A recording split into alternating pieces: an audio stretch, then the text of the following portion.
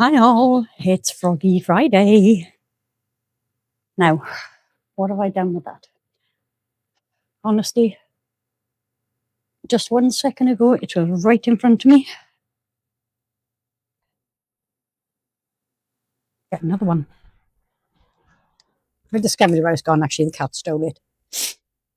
Right, now, 2 months ago, I attempted an invisible frog. And I'm going to try it again, but this time, the actual frog is going to be UV resin, and then the thing it's encased in will be epoxy. So I'm using fairly low viscosity UV that I got from Amazon. I'm going to need quite a lot in this cup. I don't want to pour it direct into there because I want to put something in it. That should be ample. If it's too much, it'll go into something else.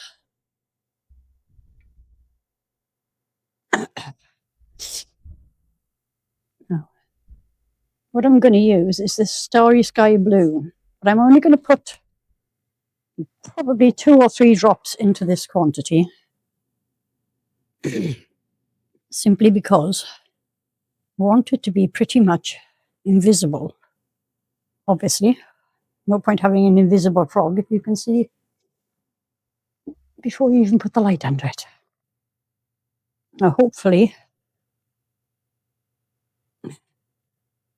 maybe I should have had a bigger cup. Hopefully this will pretty much disappear in the UV.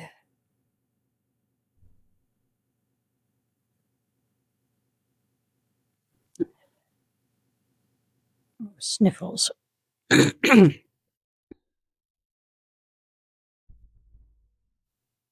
let that stand for just a second. Oh, what do I need? Something to kind of block out most of the daylight.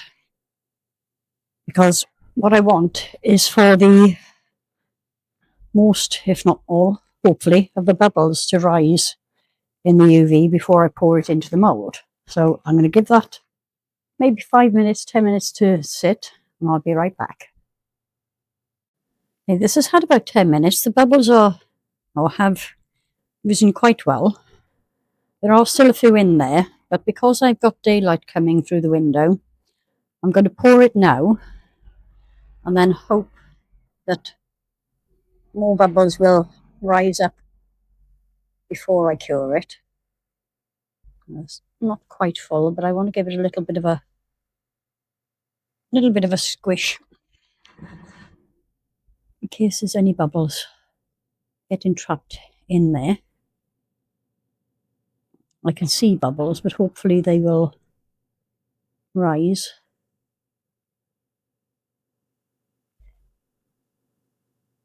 They're just small ones clinging to the side of the mould, so I'm hoping that they will come up. They do seem to be moving, so I'm just going to top this off.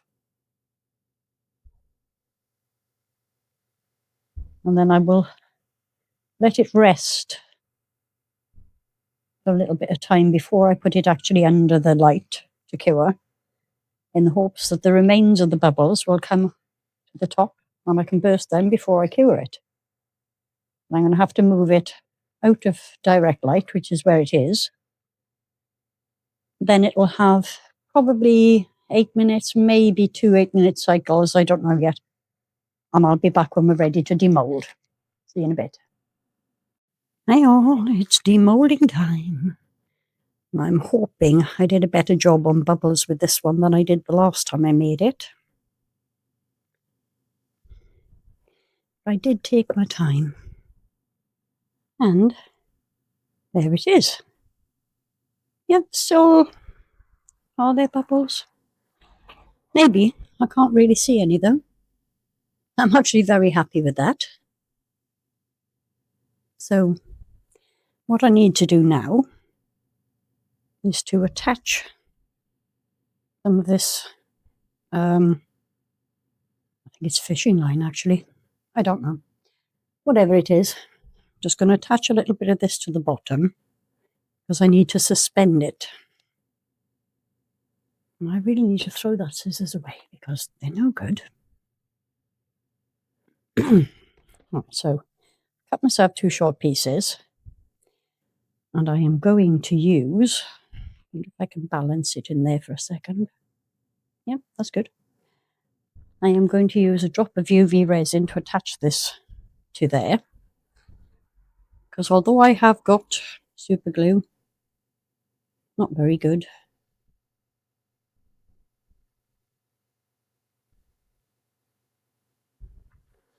Well, not with resin anyway. Torch.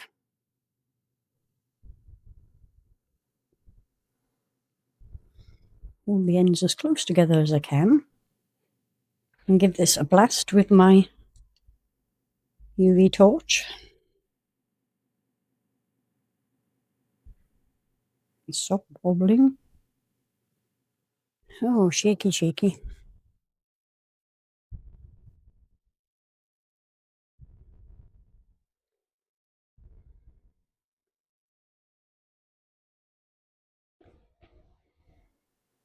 Right, so once that is set, I am going to suspend it in this cube and pour more UV resin. Now, I was going to use epoxy for this stage, but as usual, I'm running out of time. I don't have the time for the for epoxy to set, not even if I use my curing machine. And that's really stupid because that's going to be wonky now. I should have put that going out sideways. So I wonder if I can kind of fix it by holding it down that way and putting a bit more UV on the top. Oh dear. Sometimes I think if I had a brain, I'd be dangerous.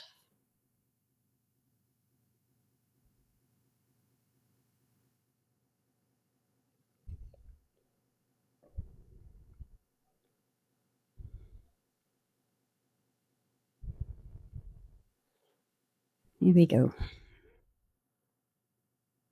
Right. I will get this cured up. When it's ready, I'll be back.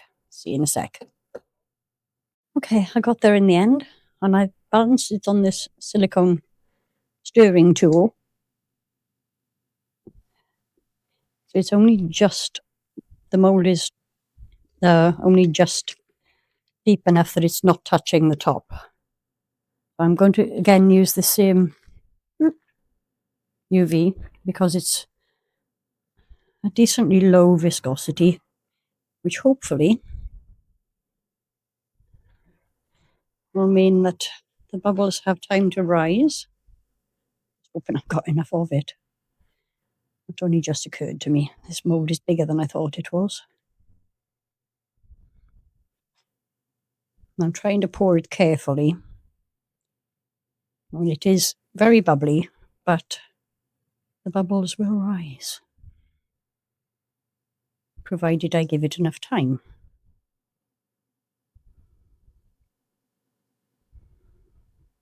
Oh, I can't believe I've done this. This is not going to be enough. I'm going to have to use different one, different UV. I'll see how much I can get out of this bottle. I should be able to get a fair way up because it's still running. It is cold, so there's probably a lot more in the bottle than I think there is. But once I've got all the UV out of the bottle, sorry about that, hit the camera then, I'm going to put it out of the daylight so that the bubbles can rise, probably about 10-15 minutes or so.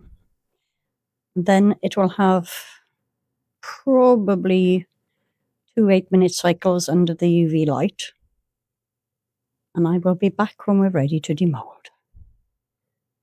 Oh, I'm going to be here a while. See you in a bit. Well, it's ready to come out of the mould, but I don't think it's done very well.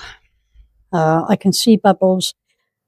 Now, I had to use different UV to finish it because I didn't have enough of the first one. So next time I'll make sure I got enough of everything before I even start. So you can see the line where I've used the two different resins. That peeled away from the mould there. It's kind of a bit of a disaster, really. There are some bubbles trapped under the lily pad that the frog is sitting on. But I am going to stick it on there anyway. Let's see.